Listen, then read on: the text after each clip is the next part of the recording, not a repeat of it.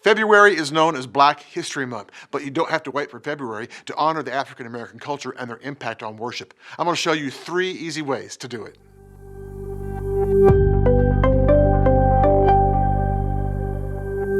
Hi, I'm Gary Moyers. Welcome to Episode 4 of Worship and Tech. Thanks for joining me. We're going to take just a few moments to talk about the contributions of the African American culture on worship. And it's been a wonderful contribution. They've had a profound impact on our worship, and it wouldn't look as beautiful as it is now if it hadn't been for the black culture. You know, a lot of churches of the lighter shade, let me just stop beating around the bush. A lot of white churches don't really know how to address Black History Month. And so a lot of times it's sidestepped, not even mentioned at all. And it doesn't have to be that way. If you are a church that is culturally integrated, or you talk about the impact of a black culture and how beautiful it's been, wonderful. Keep it up, that's wonderful. If not, it's not that hard. I'm going to show you 3 easy ways to do it. And by that I mean 3 songs. Just add some songs in to your morning worship. And this is the important part, talk about the history behind the song. Tell folks where the song came from. Now, don't preach. A minute tops. You're just going to share an overview of the song and then sing it. But you'd be surprised of the impact that will have on your congregation. Really is powerful. So, let's get started. Let's start with the song, I Woke Up This Morning with My Mind Staying on Jesus. A lot of folks sing it as Stayed on Jesus. You'll still hear that sung today. The first documentation we have of this song was in 1929. A fellow named Moyers Roosevelt Graves, otherwise known as Blind Roosevelt Graves, recorded it with his brother, Uaroy, U-A-R-O-Y. Together they were called the Mississippi Juke Band. They only had a couple of recording sessions, but this one came from the first one in 1929. And of course, it was a very limited availability of studio time, probably very similar to what you saw on the movie Oh Brother, Where Art Thou in that recording session. But they would have had to choose songs that were very popular and very well known. So most likely this song came out of the slave fields of the mid to late 1800s. 30 years later, it was recorded again by a man named Mississippi Fred McDowell. He worked in the fields for 30 years and played at nights in different areas around Mississippi. And so it was about 1959 that there's a couple of roving folklore musicologists, Alan Lomax and Shirley Collins, went on what has become known as the Southern Journey field recording trip. They captured some amazing stuff in those trips across the South. But this version was different. It was in a minor key. It was very bluesy. It was almost dirge-like. Sort of plaintive. It gave you the feeling of suffering. But the feeling changed about 3 years later in 1962. A group called the Freedom Singers. They weren't called that at the time. They came to be known as that. They were in Athens, Georgia, in the middle of all the extended civil rights battles. And they started singing this song that they all knew so well. Woke up this morning. But they changed a word. They changed it from Jesus to freedom. I woke up this morning, but my mind stayed on freedom.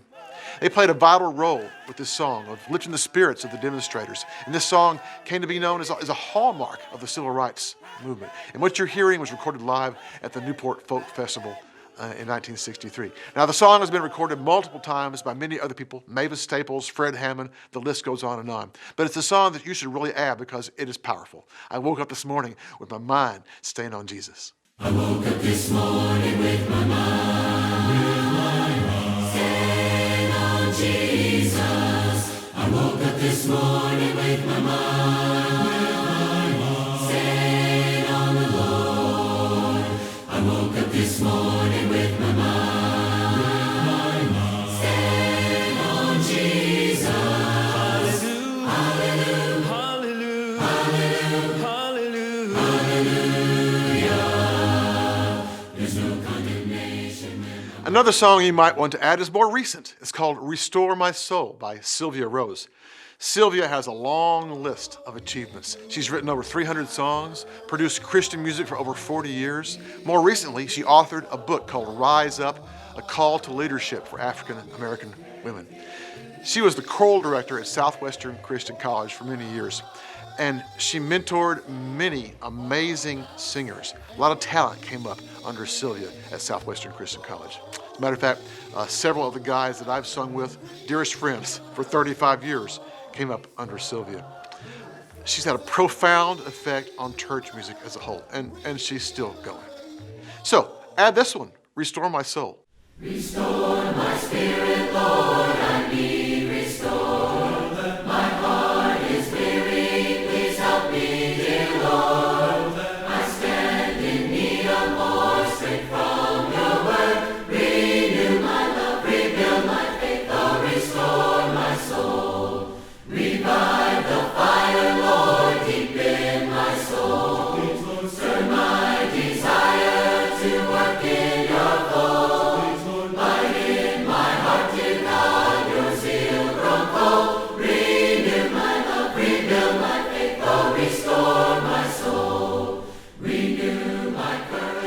third song is a song that if you haven't added it yet, it'll be easy to add because your folks already know it.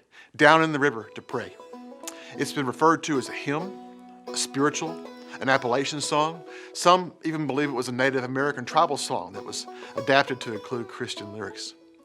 It is attributed to George H. Allen in the Slave Songbook of 1867. And of course, Alison Krauss popularized it in the 2000 film, Oh Brother, Where Art Thou? Now, while its exact origins remain unknown, research suggests that Down in the River to Play was written by a slave. The phrase down in the river or down by the river can be either one. Most likely represents a coded message about slaves escaping. When slaves fled, they'd walk in the river to cover their scent from the bounty hunters' dogs. In addition, Starry Crown can mean navigating the slaves' escape by the stars, and Good Lord, Show Me the Way might be a prayer for finding the Underground Railroad. So this song is full of incredible imagery, a very powerful statement. It's a great song to sing for your church. Down to the River to Pray. As I went down in the river to pray, studying about that good old way, and who shall wear the starry crown? Good Lord, show me the way. Oh, sisters, let's go down, come on down. Oh, sisters, let's go down in the river to pray. As I went down in the river to pray, studying about that good old way, and who shall wear the robe and crown? Good Lord, show me the way. Oh, brothers, let's go down, come on down. Oh, brothers, let's go down in the river to pray. So that's 3 easy ways to honor the African American contribution to worship. And you know, there's a lot more. There's many songs out there that you could sing. I encourage you to do some research. Look into some history behind these songs. Better yet, reach out and talk to people. Get some firsthand stories how these songs have impacted churches and families, both black, white, and across the board. We'll all be richer for it. Hey, thanks for watching. Listen, go ahead and do the things you normally do for most YouTube videos. Give me a like or subscribe. That would be fabulous. I would highly appreciate it. Thanks for watching. We'll see you next time on Worship and Tech.